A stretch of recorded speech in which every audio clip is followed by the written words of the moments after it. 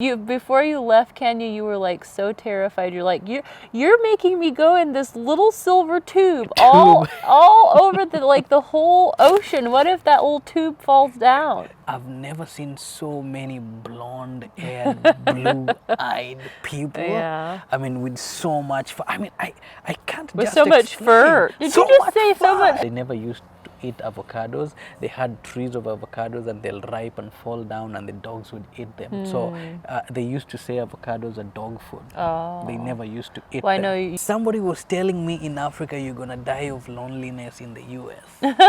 Little family that was there like showed up and the judge came and Oh yeah, for we our exchanged wedding, and we vows. stood in front of the And- duck pond. Oh, Wasn't exactly. It was so yeah, pretty. in Salem. In Salem, yeah. In Salem. I think you should know why we had 2 weddings. Oh man, it's been a long day. Maybe over 12 hours again.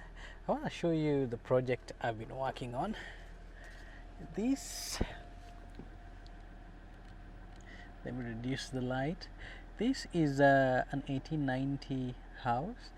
It's all the paint was failing, so I decided to go over and beyond and strip all the failing paint away from the walls.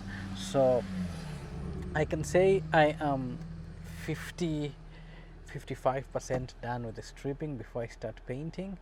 Oh man, but it's been one heck of a day. Let's go home to my wife and daughter. I miss them so much and I need some rest. Today in this video, by the time you finish watching, you will have known the process of which I came here and my experience coming here up until we got married. So let's go and hold on. We're gonna tell you the story. Let's go home. Let me get rid of these shoes. Oh, so you might be wondering why our kitchen looks like this from the last video. It's because we had these two. We had a cupboard and a shelf, or closet or shelf, and that was down here horizontally, and that one was up here. You could see the mark on the wall, and my wife thinks we do not have space. She wants to put shelves around here and that one and that side, so that's why we kind of like a little bit disorganized over here. Let me find where she is. Where are my 2 people? Hi, my 2 people. Toto, how are you doing? How are you? You smell so nice. Yes, you do. Yeah, so what I'm gonna do is I'm gonna go straight to the shower and get all the nasty dust and all the goober, the sweat out. Then we're gonna come sit down and are you baking today? What time? As soon as I can. Okay, so see, we're gonna come sit down here after I finish showering, then tell you all the story. Stay tuned. We're back. Are you ready to narrate the story of how I got here and how we got married? How we got married twice. In fact, that should be the title of this video. Yeah, we got that's true. married twice because of the situation that was going on. So where should I begin? Where did we live? Well, I think we left off on the note of our first visit to see you. Then you That came was to in visit October, again. and then in about April, we missed each other, so I decided to come back. April 2024, right? Yeah, April 2024. I remember we went to the Nairobi National Park. Had you ever been to a national park or game reserve before? I had never, no. We saw. I had What never. was your highlight in that second visit? Well, we also went to visit your mom. We went on the bus and we went to visit yes. your mom up in Molo. In Molo, all the way from Nairobi. And yeah, Because then I'd moved to Nairobi. yeah. Yeah. and she was teaching in that school, and it was so pretty there, and it was cool. And well, the biggest thing was I had gone to visit my friend in Ghana first, and I am a pretty easygoing person, but that was the hottest place I have ever visited. I was always hot, I was always sticky, and then on top of everything else, I was orange because the dirt was orange and it was dusty. So I felt it was a really nice visit. I wanted to see my friends and I was happy to do that, but the climate there was a little much. Yeah. So I landed back in Nairobi, Uh-huh.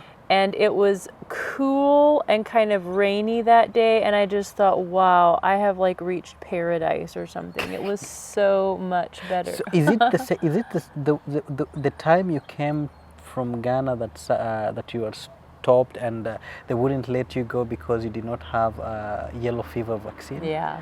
Yeah, and so it was so.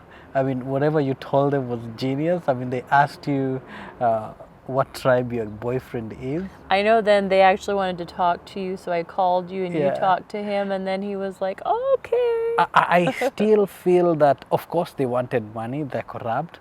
I still feel they let you go because you asked me, they asked you what tribe is your boyfriend from, right? And you told them Kalenjin. And you know what? The president of Kenya right now is a Kalenjin. At that moment was a Kalenjin. And they did not know who your boyfriend is. And it's Nairobi. Probably it's a high-ranking personnel maybe. in the government. And they did not want trouble. I suspect that's the reason why they let you go without Well, I also paying told you anything. you were a lawyer, so. Aha, and the lawyers are pretty feared in Kenya. Yeah, so between the two, the Kalenjin and the lawyer bit, then maybe that helped, which the yellow fever thing is a whole nother story. But I landed there, it was beautiful. We had a really nice time. I got to see him teaching his swimming classes to Yeah. his children. Yeah. That was really nice. We walked all over Nairobi, made good food together, and then we went on the public transport, the bus, from Nairobi to Molo. to Nakuru, Nakuru, oh yeah. and yeah. then your brother came and picked us up and took us Yeah. in his car to Molo Yep. Yeah, to that's see your mom, and it was so beautiful there too, because where she was teaching is Catholic, and they had beautiful grounds like manicured with roses, and it was cool and misty, and I don't know, just it felt so nice there. beautiful. Do you know what was then? I mean, the whole experience was just amazing. It was out of the ordinary. It was extraordinary. Well, I think it was out of the ordinary for me and for you. Oh, so. exactly, because I don't know, words can't really describe how it was. Yeah. I mean, that was the best time of my life. I mean, just having you around and knowing that, hey, like we're having this going on. But anyway, we want this video to be as short as possible.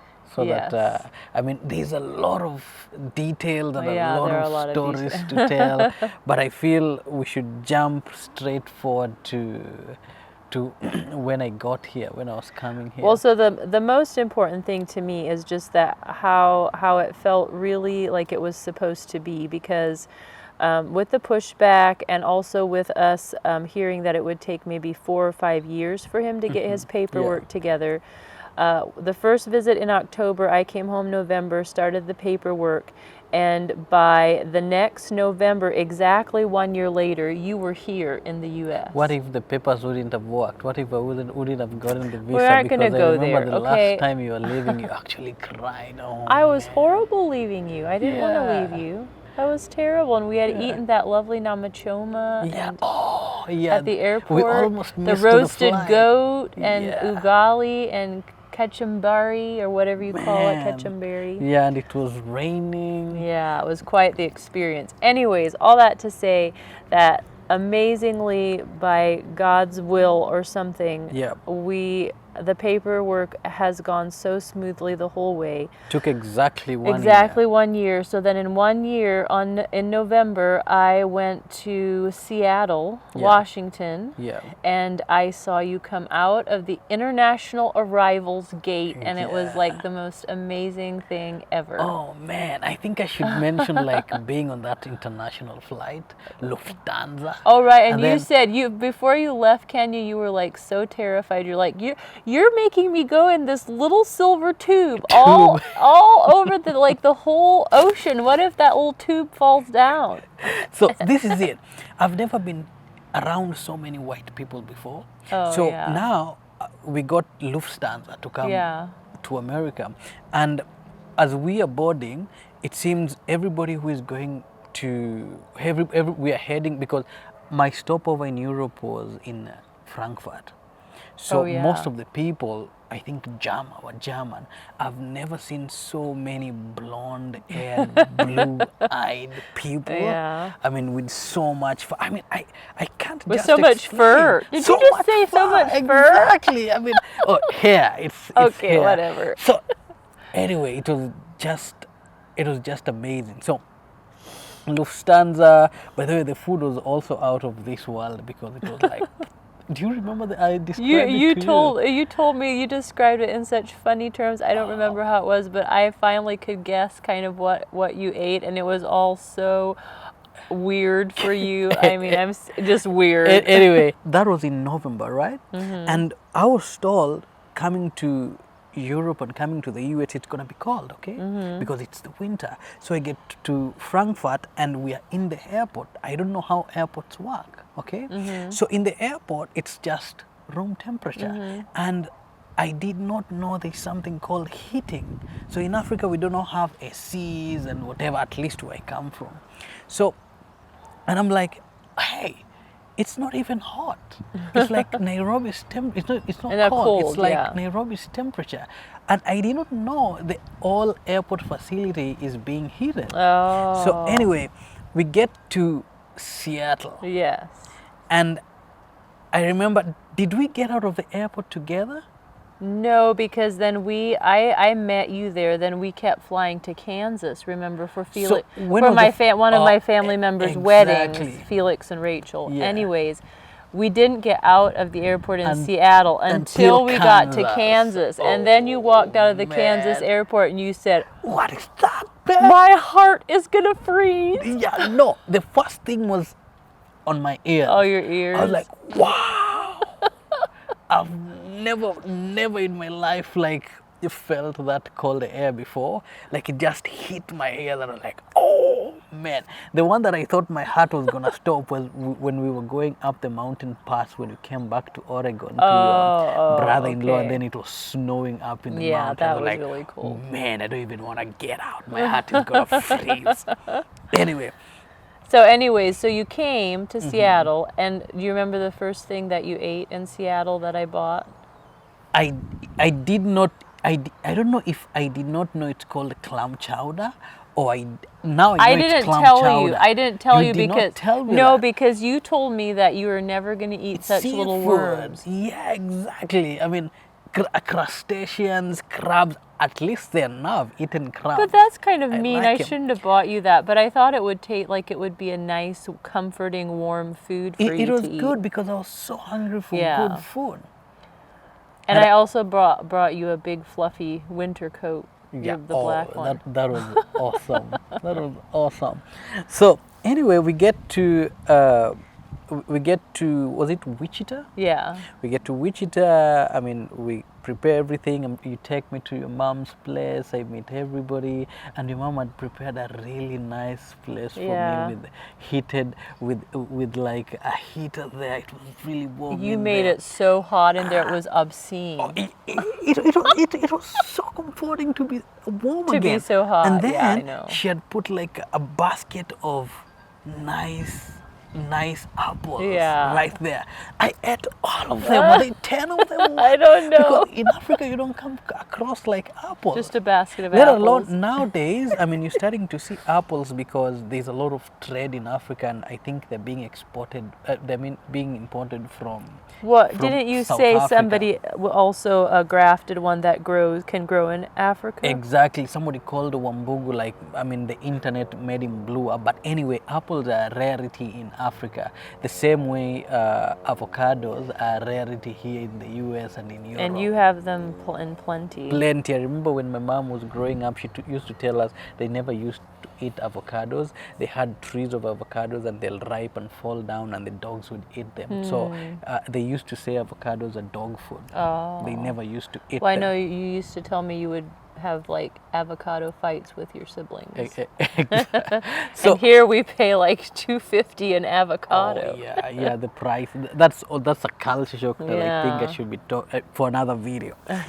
So, Felix and those are your nieces, right? Yeah, We're getting married, right? That's why we went to Kansas, and everybody was converging in Kansas because Your it was whole family. also Thanksgiving. Yeah, exactly. And I think we arrived on Thanksgiving Day or the eve No, of the Thanksgiving eve. I think Day. the eve of Thanksgiving. And your family is a huge family. How many? You're I think nine, if we you're all nine there's 9 children of you guys, yeah. and then if everybody comes now, there's I think 130 total. And there, I think there was somewhat It was, something close to yeah, 130. like 100 or something. I think. Oh man! And somebody was telling me in Africa you're gonna die of loneliness in the US. Well, And I'm like, here I am with a big family, children running the likes I've never seen before. Yeah. And then everybody is new, everybody is white faced, blue eyes, green eyes, I mean silver, I can't explain. So it seemed like I was in a whole different world. But in that moment, I think everybody was kind of like looking at me. Because Probably. in your family there's not so many black people and your family did not know how to react to me. I mean, you have your brother-in-law has a brother-in-law who married I think it was not so much you being black Yeah. or African as you just being somebody they had never met before. They had no context with you. So they didn't know you as a person, they didn't know where you came from. I mean, I told them stuff, but it's Yeah. different when you meet somebody in person versus somebody telling you. Because my family has always been pretty open to, I mean, I have 2 nephew-in-laws Yeah. who are Hispanic. I mean, Yeah. we have a variety of people in our family, but I think it was truly just like this was also unusual. Here you are, Yeah. so fast, yeah. and what are they gonna like? What is going on? So they Yeah. had to just kind of like, you know, get to know you a little bit. Anyway, I did not know because everything was so strange then. But here's my honest opinion of how my interaction and everybody. Oh, baby is awake. Here, I need to quickly go check Yeah, on him. go get him. Let me turn this off. Oh, it can turn off. Yeah, there we go. So, I'm in Kansas, and my honest opinion is I felt Charity's family never really knew much about Africa. Of course, they're well traveled, they're Mennonites, they've been to missionaries, and they're better traveled than conventional Americans. But I felt they had still a stereotype about Africans and that is not the adults, probably the younger people, my age or a little bit older. I felt they had, anyway, that will be for them to answer or to explain, I don't know. But yeah, I'm not usually an intimidated person, but I felt that was really, really, really a lot. Anyway, fast forward. So the visa that I came with to the United States was a fiancé visa, which mandated that I had to get married within 3 months from when I landed in the United States. And I find out that in the Mennonite community, for you to get married, I mean, she really, really wanted to get married in a Mennonite fashion. For you to get married, you have to be a member of a Mennonite church. And it takes 6 months, approximately 6 months, for you to go through the instruction class and then and then become a member of the church. And at that time, everybody had kind of like put their hands like this. I mean, it seemed I was in a probationary period and everybody wanted to vet me first. So nobody was willing to proceed with any plans. I remember the same week a meeting was arranged where I went and met with the pastors in Kansas, and yeah, I did not like the outcome because I felt I was being investigated. But anyway, so 3 months. I was supposed to get married in 3 months, and we were looking at the situation. Oh, welcome back. I'm just at. I was explaining now the type of visa that I came with, and how long I had in the United States, and the requirements, which was to get married within three months, 90 days, and yeah. then the expectation of your family and the church. We come back from Kansas, and now the big question is, where do I stay? Because in the Mennonite community, when you're dating, even when you're Even in when the you're engaged, fiancé yeah. stage, you are not supposed to. You don't stay together. You don't stay together in the same roof. Right. Right? Exactly. So we got Just to prevent any kind of temptations. So we got here in Oregon, and we were frantically trying to find a place to stay. I mean, you talk to a couple of friends. I know, and it just a nothing couple of really your nieces, worked out. But it couldn't work out. You went and we went and booked a motel, a motel to stay for about four. I think I 4 got days. it for a week. For a week. Yeah. Yeah, exactly.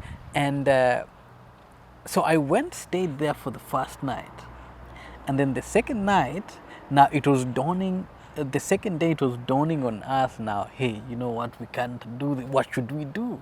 Because It was actually my mom who. yeah, that your mom called, and as you're talking to her, she tells you like, you need to go get married, right? Yeah, she said tomorrow. Tomorrow.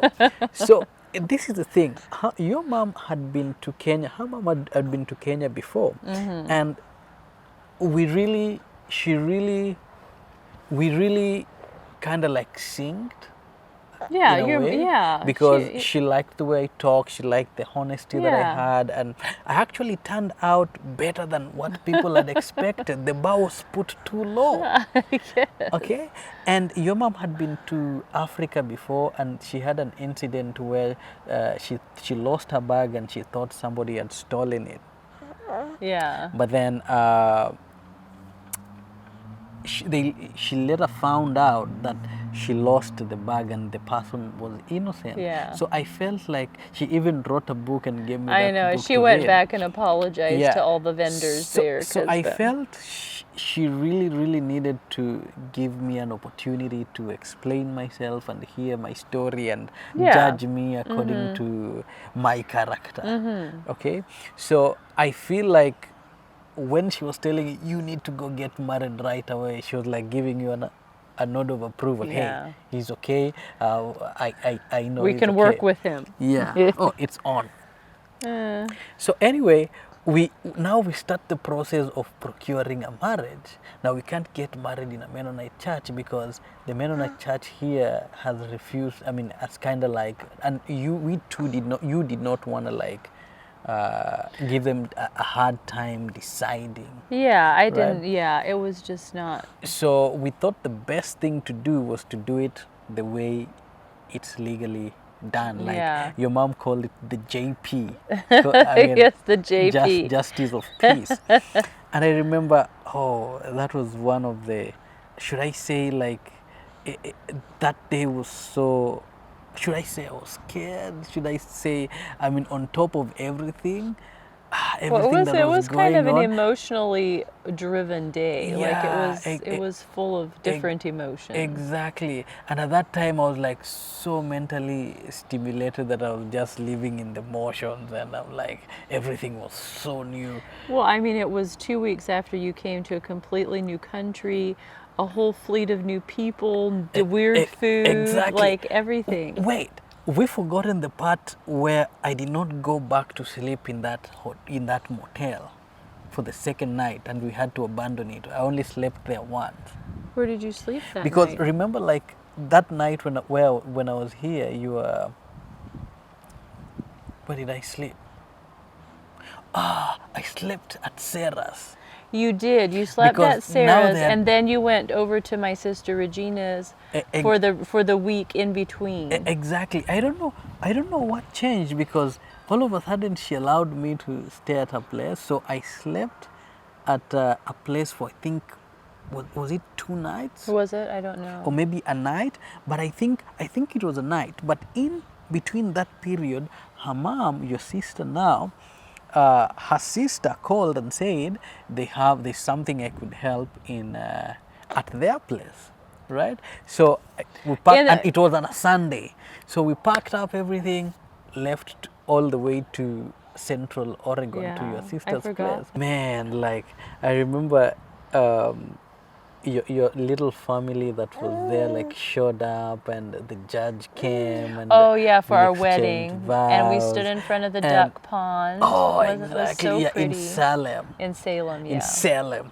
And you might be surprised, we don't have rings, because in the Mennonite community we don't wear jewelry. We don't wear jewelry because just as a sign to be just of humbleness, and also simplicity. And simplicity. Yeah. So that's how it went. And so I think you should know why we had 2 weddings. Right. Am I jumping too fast? No, that's good. So her family was coming to Oregon. Like they had a family reunion in 2024. Was that 2025 now? In 2025, now in 2025. In May. And you were the one who was in charge of arranging everything. Yeah, I was. And your family really wanted, some of my family never was had time right to reconvene and attend our marriage. Yeah. And so during the reunion, we had a second wedding, and officiated by Mennonite pastors, because by Joel, by my niece's husband, who's a pastor, and he read, and another niece's husband is a minister, and he had the sermon. What is his name? I'm forgetting. Sheldon. And so I felt like at that time they had like what had spread out that probably people were okay with me. Well, it was 6 months, and then people kind of learned to know you a little bit better, because jumping back a little bit, so we got married at the JP in December 16th. Then in February, the end of January, the beginning of February of that year, of 2025, my mom had a massive heart attack. And so we went back to Kansas, and we were there for 3 weeks, and we were really heavily involved in my family. And you were there too, and you were part of like the sibling group. Times, you were part of the hard times. We were at we spent 19 days in ICU with my mom, and you were there, and I feel like that was a huge thing for people to like learn to know you better and see how you react under, duress pressure, or just how well you took care of me while we were there. And it was really emotionally draining for us over that time. So I think by the time May arrived and everybody came out here, then I feel like everybody had a much better like handle on who you were, what kind of person you were, that sort of thing. Good. And relationships, you just can't hurry them along. Yeah. It just takes time. And as much as we wanted everything to kind of be, perfect and everybody like you right away, it just took time, as well as it took time in the Mennonite community. Like it just takes time. People learn to know you. And now I feel like we have a really good spot in our community. That was also a very different experience with the Mennonite community and the church here. But anyway, bottom line, they were really good. The bishop has always been really good to me. And I'm trying to really rush across this video, so I'm Maybe you trying shouldn't to say that process. so often that we're rushing along. Yeah, I'm trying to process everything so that I don't make it as long. Okay. Because I noticed people don't like longer videos. So and then I'm skipping all the I nice know. places. Well, you might have to just edit out something. Yeah, but anyway, so that is how. So then at the reunion on Yeah. Sunday, we had a very lovely wedding, like an Yeah. official kind of church wedding. And my sister asked me what I wanted for our meal. And Yeah. our meal was, they made us what we wanted, Yeah. ribs and potatoes and delicious things. And all my sister-in-laws made a cake, and we took pictures, and so it felt really much like it was a solidified, like, official church wedding. So yeah, we had 2 weddings. Good. It was a good time. I think I would have 2 weddings again. Good. I like the way you're complimenting me, like where I'm lacking. You should tell this story. No, we're doing it together. Nice. I like the way, like, yeah, you're filling in those spaces that I missed. Yeah. And actually, your coherency. Is there something like good. coherency? Am I coherent today? Yeah. Oh, well, you're that's coherent. good. Yeah. So that is it. We gotta go. I have to go harvest the beans. Yeah, and you also have to bake. And for I also have a tomorrow. lot of baking to finish tonight for our Yeah. little bakery, Yeah. our micro bakery at the end of our lane. So, Yeah. and we have a small son who needs to go to bed sometime. Look at him yawning. Yeah. Anyway, thank you for watching this video. I hope you've enjoyed it. I hope you've learned to know us better. We are making these videos. We are making these videos because of you guys. So the more you express interest, the more we're gonna make this video and share more about our lives. And so far, I'm liking the engagement, and I think we are off to a good start. And yeah, remember to like it. See you in the next one. Okay. Yeah, bye.